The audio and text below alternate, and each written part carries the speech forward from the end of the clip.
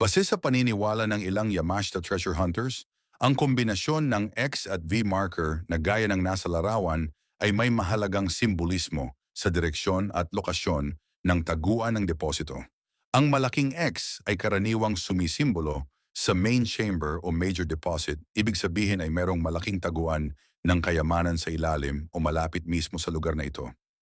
Ang V marker naman ay nagsisilbing guide o directional sign na maaaring tumuturo sa eksaktong direksyon ng tunnel, chamber entrance, o distansya ng pangunahing deposito.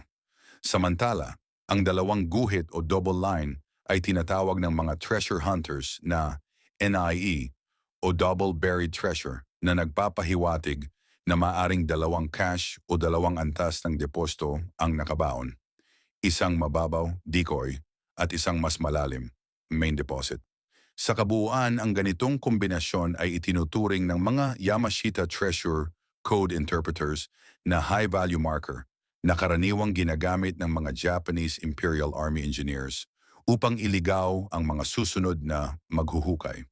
Ang ibig sabihin nito, may pangunahing deposito sa ilalim ng marker na ito, ngunit mag-ingat sa double trap o secondary layer.